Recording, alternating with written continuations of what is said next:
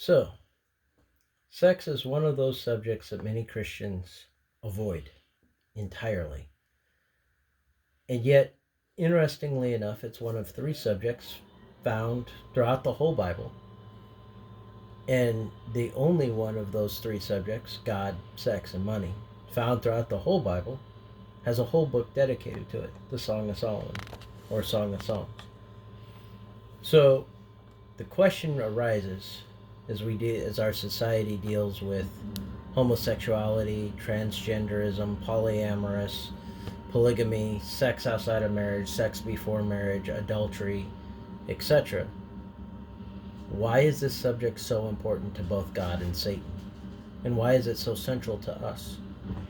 And after this Bible study, we'll hope you will also be answering the questions, how we apply this in our own life, and also, why are we so avoiding of this one subject that God celebrates? And I would argue it's because we don't really understand why it's so important. We understand what God says, but not why he says it. So we're going to start this Bible study off by walking you through a few verses that you're probably familiar with, but you've never seen this way.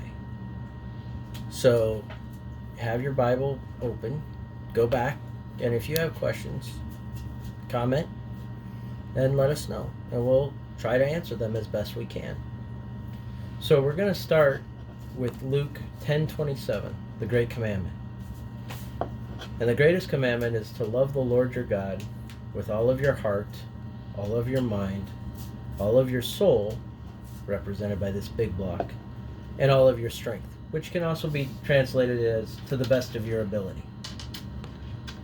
So, in the greatest commandment, God clearly tells us to worship him with four parts: heart, mind, body, and soul.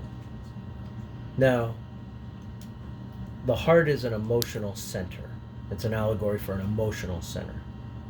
The mind is obviously a logic center. And the body is obviously a physical center.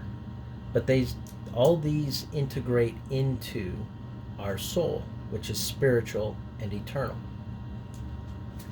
So when we look at that, the next question becomes, well, how is it structured? If we have these four parts, and nobody really argues that we don't, how are they structured, right? So we go to the temptations of Jesus in Matthew 4:11, and we see something very interesting. Satan gives Jesus a physical test, make bread for your body. Then he gives them a mental test, throw yourself off the temple, prove that you're God.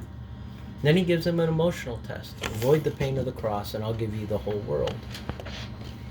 And Jesus rejects all the temptations, and then God comes back in and he doesn't give him bread. He doesn't pat him on the back and tell him he did a good job. He doesn't give him a bunch of proof to make him remember that he is God. Rather, God deals with the soul.